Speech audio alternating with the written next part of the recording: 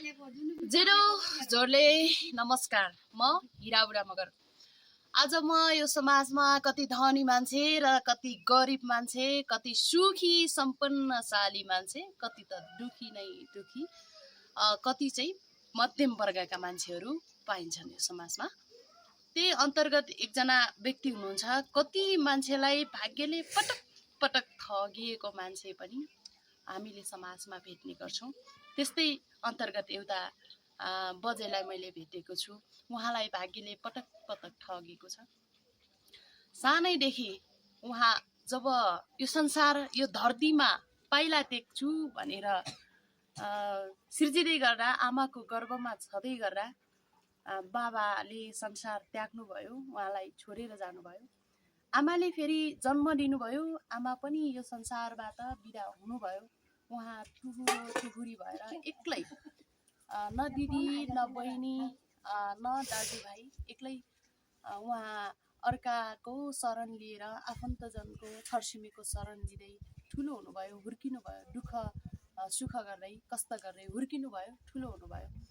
ठुलो भइसकेपछि उहाँले शरण लिएरै ठुलो भएपछि उहाँको बिहे गर्ने उमेर भयो र उहाँ बिहे पनि गर्नुभयो।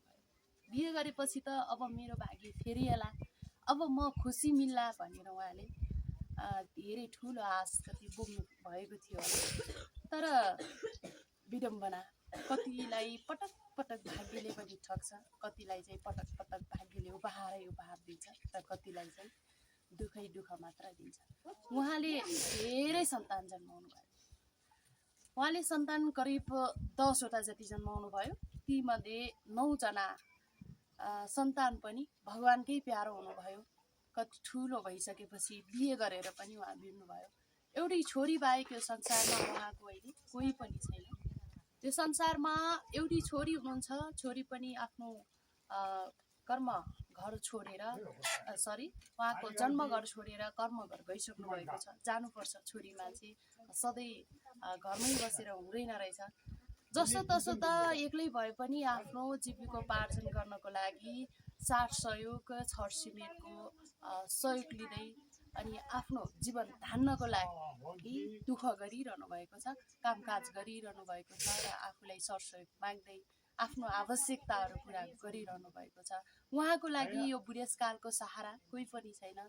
बार तिहार आउँछ, चाडपर्व आउँछ, सबैको घरमा खुसियाली छाउँछ, तर मेरो घरमा आँसु मात्र छाउँछ। सबैको घरमा सन्तानहरू आउँछन्, घरभरि हुन्छन्, तर मेरो घरमा रित्तो हुन्छ अनि मेरो आत्मा धर्किन्छ भन्ने हुनुहुन्छ बजेको घर। त्यही छ, हामी जाँदैछौँ बजेलाई अहिले भेट्न जान्छौँ हामी पनि। र उहाँको दुःख सुख जीवनका धेरै सबै त लिन सकिँदैन, थोरै सर्टकटमा हामीले छोटा छोटा कुराहरू उहाँ त ल्याउने छौँ र थोरै तपाईँहरूलाई। बजे नमस्कार। भाग्यमान माया के छ, एक्लै हुनुहुन्छ, सन्चै हुनुहुन्छ, के गर्दै बस्नु भएको छ? एक्लै बच्छौँ, कसले दुःख पाइदियोस्, एक्लै बच्छौँ। ए, आज हामी बजेलाई भेट्न आएका छौँ। बजेलाई भेटि पनि सक्यौँ। ल हुन्छ बजे, भित्र जाउँ, भित्रै गएर कुरा गरौँ है त। ल र बजेको घर जाँदैछौँ। एक्लो मान्छे दुब्लो मान्छे यस्तै हो, हुन्छ बसौँ त।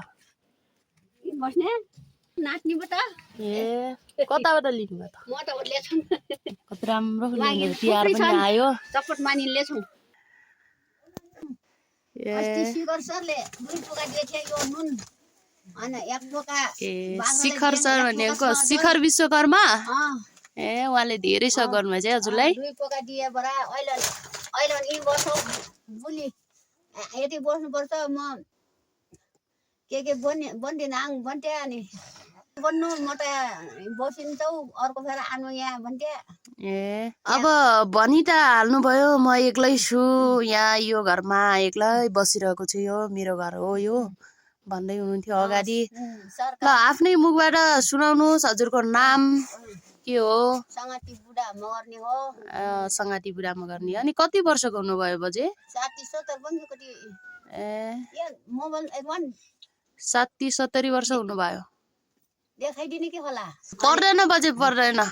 अनि छोरा छोरी पनि 10-52 बेखन नानी उहाँ त सबै मरे एउटी छोरा पनि मोटो गेछ नि यहाँनिर बिली 3 महिना हुन्छ पनि बेच्नु गएँ अस्ति दिन नि बिली आयङ एक्लै आफै पो भेट्न जानुहुन्छ अझै ठुला बैठ कहिले आन्नन बार पर्नु मतिन कहिले आन्नन त्यस्तै होला त्यही पनि मै हजुरको बेच्नु जान्छौँ। भाग्यमा एउटी छोरी पनि छन् त्यसैमा चित्त बुझाउने भयो एक्लै अनि यो घरमा एक्लै दुःख सुख गर्दै बस्नु भएको छ एक्लै कहिले खाइकिन दिन काच्छौँ कहिले नखाइकिन दिन काच्छौँ कहिले रोडै दिन काच्छौँ कहिले हाँच्छौँ मेरोबाटै कहिले मोबाइल पनि बजान जान्दैनौँ फेरि डेराका मान्छेले सुतेकालाई बनाइदेऊ बन्नु जान्छौँ बजाइदेऊ भन्नु जान्छौँ कति बिरे नान बरा सबैले साथ सहयोग दिनुभएको छ जे होस् अहिलेसम्म सहयोग गर्छन् सबैले अनि यत्रो घर गृहस्थी एक्लै धान्नु भएको छ कसरी गर्नु भएको छ त बजे के गर्ने त जिमी जग्गा छोरा अरब जान्छौँ भन्दा सबै बेच्ने पो गयो अलि सागबारी र यतिमा त यो घर गरेलीमा त छ नि त्यही पनि एक्लै गरेन दिन काच्छौँ हेर्नुहोस् अति नै दुःख कष्ट छ जिन्दगी कताउन पनि एकदमै गाह्रो छ के गर्नु एक्लै भए पनि बाँच्नै पर्छ खानै पर्छ र आफ्नो आवश्यकता धान्नै पर्छ त्यही आवश्यकता धान्नलाई नै बजेले हेर्नु यहाँ चाहिँ टमाटर लगाउनु भएको छ अरे बारीमा अहिले जाउँला हामी हेर्न त्यता पनि एक दुई पैसा हुन्छ कि भनेर बेलायती पनि बिक्री गर्न भनेर लिनुभएको रहेछ यहाँ र बजेले पिरे पनि बिक्री गर्न राखेको बजे कसरी बेच्ने हो त यो टमाटर उहाँ लगे त 80 रुपियाँ हुन्छ यहाँ 60 मा बेच्छौँ भनेपछि आफ्नो जीवनसाथी सहयात्रीले छोडेर गए पनि आफ्नो चाहिँ एक्लै दुःख सुख उकाली ओराली गरिरहनु भएको छ त्यस्तै गरिन दिन काच्छौँ नानी कोही बेला रोँदै कोही बेला बस्दै कोही बेला हाँस्दै दिन काच्छौँ बजेको जीवनमा धेरै लामो कथा छ त्यो कथा हामी सुन्न चाहिँ अलि असम्भव छ हामीलाई धेरै समय पनि लाग्छ र कथा सुरुबाट सुन्ने हो भने जोकैको आँखामा आँसु पक्कै पनि आउँछ ल अब ठिकै छ छोटो छोटो बजेको कथा चाहिँ सुन्दै र मैले अघि पनि भनिहालेँ उहाँको यो संसारमा एउटी छोरी बाहेक कोही पनि छैन सबै यो संसार छोडेर गइजानुभयो अर्को लोकमा यो संसारबाटै त्याग गर्नुभयो 10वटा सन्तानमध्ये 9वटा सन्तानले छोडेर जानुभयो र एउटा छोरोको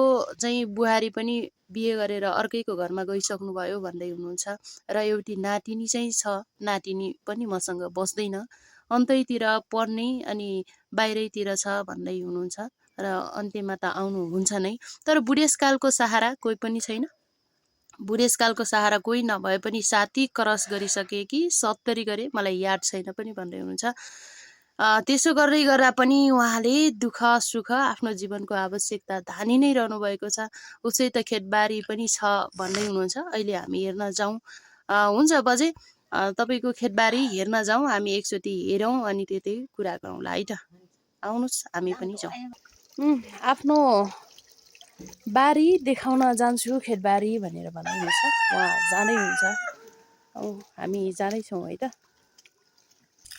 हामी जाँदैछौँ बजुको बारीतिर हेरौँ के लाउनु भएको छ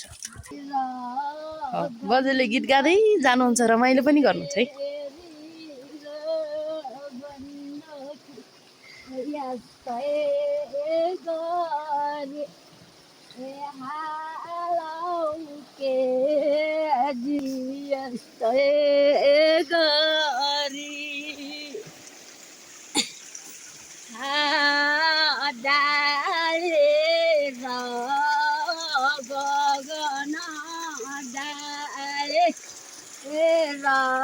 गगन मनको नभए गइसको जिन्दगी मनको नभए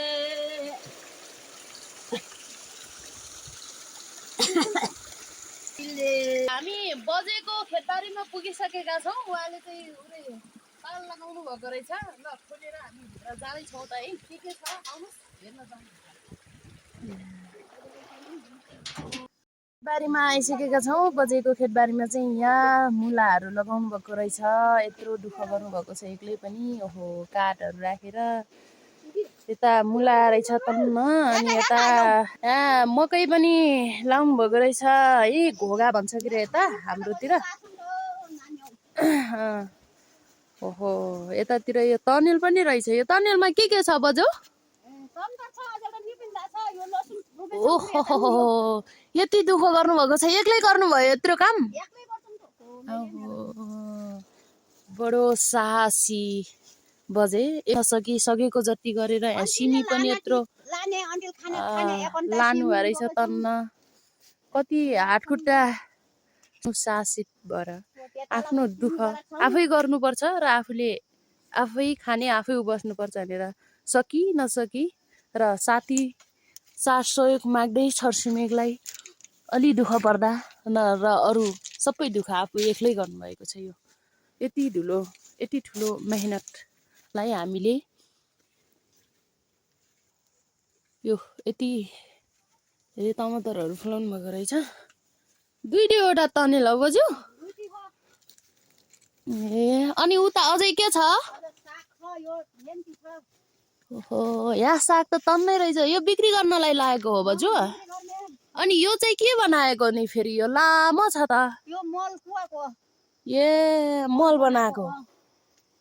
ओहो आइडिया पनि धेरै जान्नुभएको छ यहाँ है। के हो यो बिउ जमाएको रहेछ। ल हाम्रो बजुको साग चाहिँ तन्नै रहेछ। कति रुपियाँ गाजा बेच्नुहुन्छ बजु?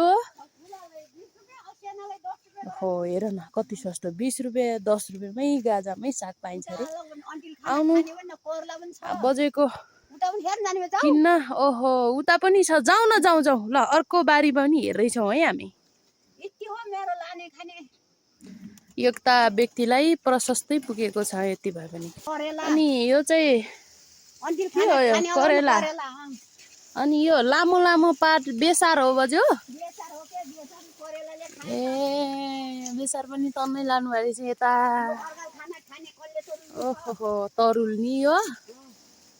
ए कति दुःख गर्नुभएको एक्लै पनि। हामीले बजुले धेरै चिजहरू लाउनु भएको रहेछ। यो भिन्डी रहेछ। एक्लै भए पनि थरी थरीका तरकारीहरू बनाउनु भएको छ। यो टमाटर चाहिँ अब हुँदैन। यहाँ चिसो हुने कारणले हिमाली जिल्ला रुकुम पूर्व हो। यो लुम्बिनी प्रदेशको एकमात्र हिमाली जिल्ला हो। त्यसै कारण एकदमै अब चिसो सुरु भइसकेको छ। हिमाली जिल्ला भएको कारणले एकदमै चिसो भएको कारण यहाँ चाहिँ यो टमाटरहरू सधैँ हुँदैन। यो अब मरिहाल्छ चिसोले गर्दा। त्यसै कारण अब चिसोको समयमा अर्को बिरुवा लाउनु पर्छ भनेर यहाँ चाहिँ बजुले फेरि पनि बन्दा काउलीहरू बिरुवा जमाउनु भएको रहेछ। यति धेरै दुःख एक्लै गर्ने यति साहसी बजुलाई हामीले एकदमै ससम्मानका साथ मेरो सम्मान छ। अनि मेरो बजुलाई आज बजुको खेतबारीहरू पनि हेऱ्यौँ।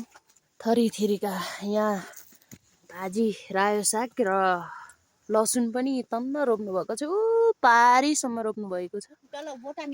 ओहो हुन्छ बजु हामी अन्त्यतिर आयौँ। घर पनि हेऱ्यौँ अब खेतबारी पनि हेऱ्यौँ र बजुको अगाडिको थोरै गीत पनि सुन्यौँ के अरे। अझै पनि अन्त्यमा के छ हजुरको छुटेका कुराहरू राख्नुहोस् है त। अन्ति त के बन्ने र मन्नु आन्न नानी के गर्ने र मेरो कर्म यस्तै भयो। यस्तै रोएर दिन काट्ने। जता जानु रोएर नु कोही छैनन्। एउटै छोरी छोरा मटके छ। एउटा छोराबाट नाच्ने पनि कता उडो जान्छ पनि कता गएछ। कोही छैन भनेर चित्त नदुखाउनु बज्यो। यो संसार छ तिम्रो लागि। कस्तो मन छोरा नभए पनि तिहार आए गाउँलेका नाति नभए पनि संसार छ, तिमीलाई संसारले माया गर्छ र आफूमा आफै साथी हो, आफ्नो ज्यान साथी छ। जबसम्म यो सास रहन्छ तबसम्म चाहिँ दुःख सुख यसरी नै जे छ त्यसैमा खुसी भएर बाँच्नु छ है बजु। रोदै दिन काट्ने मरे नि हुनुभन्दा काल आन्न नानी। मर्ने होइन, बल्ल बल्ल यो धरतीमा जन्म लिएको, कति दुःख गरेर जन्म ल्याएको। सबै त मरिले मलाई किन केले राखो केले गरो भएका बरु सबै मर्ने भए दिदी आफ्नो भाग हो बजे। एउटा चित्त नदुखानु, मन नदुखानु, जे छ त्यसैमा खुसी भएर बाँच्नुहोस्, रमाउनुहोस्। यसरी नै दुःख सुख अहिलेसम्म त गरि नै रहनु भएको छ, अझै पनि गर्नुहोस्। कहिलेसम्म हुन्छ त्यति बेलासम्म हामी दुःख गरि नै रहौँ है त। के गर्ने त मर्नु सकिन्न, बोको रहनु सकिन्न, अनि यस्तै गरिकन उजिकार गर्छौँ, जिन्दगी हाल्छौँ। के गर्ने, छोरा अरब जान्छौँ भनिकन नभए छैन, सबै डामासाई लागे। साउले खाए, साउले पनि बडा उनको बोटको बोटैमा खाए सबैले, बेस खाएनन् तिताइकन। उनको बोट त के गर्ने, खाने भए त्यस्तै जग्गा जमी सबै उरे टुरी खान्छन्। म त्यस्तै साउलाई दियाङ बजेरै छन्। ल हुन्छ अब साला बगो गण्डकी हे साला बगो गण्डकी हे यस्तै गरे रोइ रोइ गाना अबिथियो जिन्दगी रोइ रोइ गाना ओ यस्तै गरे बिथियो जिन्दगी यस्तै ढोबीले धाइरहन्छ डवारा हो मन यस्तै रोइरहन्छ डवारा यो मन यस्तै रोइरहन्छ साला गण्डकी ए माडौकीको हो यस्तै गरी गइसक्यो जिन्दगी। धेरै रुन थाल्नुभयो, मेरो मन पनि रुन थाल्यो अब। दोपीले दोनाच बरपर्वो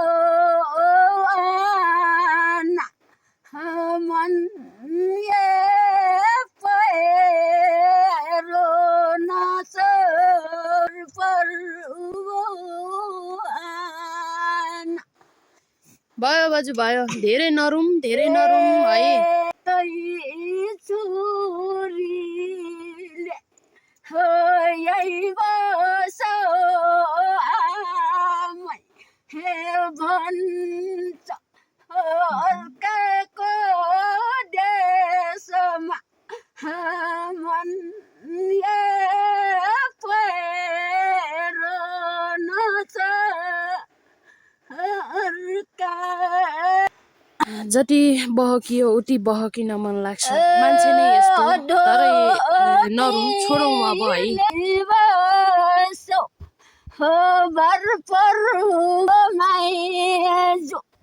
बजुको गीतसँगै धेरै दुःखहरू लुकेका छन्। मैले बजुलाई थतैमा रुवाएँ। अब एउटी भएकी छोरी टाढा छ, टाढा भए पनि मलाई यतै बस, हामीलाई एउटै आमालाई पनि पाल्न सकेन भनेर दुनियाँले मलाई कुरा काट्छन्, हेप्छन्, इज्जत जान्छ भनेर भन्छन्। तर पनि अर्काको घर गइसकेको भान्जाको घर, छोरीको घर मलाई बस्न मन लाग्दैन। त्यसै कारण म आफ्नै घर गृहस्थीमा आएर एक्लै भए पनि बाँचुन्जेल दुःख सुख गर्छु अनि आफूले खाने आफै उब्जाएर यता मकै पनि उब्जाउनु भएको छ, तरकारीहरू लाएर 1-2 पैसा बेचेर मेरो आफ्नो आवश्यकता पुरा गर्छु भनेर भन्दै हुनुहुन्छ। एकदमै दुःख हामीले सुन्यौँ र तपाईँ मनका धनीहरू पनि हुनुहुन्छ। यहाँ आएर हाम्रा बजेको तरकारीहरू पनि जतिले नजिक हुनुहुन्छ किनिदिनु होला। तारा हुनुहुन्छ बजेलाई, मनका धनी हुनुहुन्छ र सरसहयोग गर्न सक्नुहुन्छ, चाहनुहुन्छ भने सहयोग पनि गर्नुहोला। म आफै हिरा बुढामगरलाई सम्पर्क गरेर मेरो आफ्नै फेसबुक र युट्युब च्यानलमा जानेछ। यो भिडियो चाहिँ मैले त्यहाँ राख्नेछु। ठिक छ बजु, अन्तिममा केही भन्नु छ भने भन्नुहोस्, नत्र हामी छुटेर जान्छौँ है त। के बन्नेर केही न केही सागपात मगाइदिनु, के गर्नु, मलाई हेरदाग गर्नु, म एकल काटिनलाई हेर्नु सबैजनाले यो भिडियो हेरेर गर्ने त छोरा भई छोरा छोरी 10-12 बहिना एउटै छोरी हुने भयो। मेरो पनि मेरो दिदी बहिनी छोरा त बहिनन् गरे, छोरी 4 बहिनी भइकन सबै मरि जाने भए, मलाई मात्र दुःख काट्ने छोडिदिने भए, मलाई मात्र सामल मस्ताइ दिने भए, म रङबन्दा काल नआने भयो। अन्तिममा यो मेरो भिडियो सबैले हेरिदिनु होला भनेर भन्नुहोस्। मेरो भिडियो हेरिदिनु होला र सहयोगी मलाई दुःख पीर हेरिदिनु होला। कोही सहयोगी मन हुनुहुन्छ भने गरिदिनु होला। मेरो कर्म यस्तै रहेछ। हस् त, अनि हामी आज कर्म चलायङ आवाजट मेरो छोराछोरी कोलैभरि भए भन्दा सबै भगवानको भए, सबै भगवानको भए, एउटै छोरी मात्र रह्यो। सबै एउटा विदेश जान्छौँ भन्ने छोरा काठमाडौँ आफै बित्ने भयो, धन पैसा हालिकन खर्च मात्र भयो, के गर्ने सबलाई। यहाँ यो बजुको चाहिँ कामलाई चाहिँ हामी सबैको सम्मान छ। अझै पनि यसरी नै बस्नु भएको छ। दुःख नमान्नु होला, पिर नगर्नु होला। सबैको भाग यस्तै हुँदैन र तिम्रो मात्र पनि होइन, सबै दुखी पनि छन्, तिमी भन्दा झनै दुखी पनि छन् यो मान्छे यो संसारमा। त्यसै कारण दुःख नमानिकन पिर नगरिकन आफूसँग जे छ त्यसैमा खुसी हुनुहोला। तपाईँको आँसु देख्नेहरूले कतिले कतै भन्ला, पराईले कतै भन्ला, तर नजिकको आफन्त भनिएका र छरछिमेकीहरूले बाहिर कतै भने पनि भित्र खाइस भन्छन्। त्यसै कारण आँसु होइन हाँसु देखाएर बस्नुपर्छ मेरो सल्लाह बजु। ल अब चाहिँ हामी छुट्टिन्छौँ। हस् त, नमस्ते।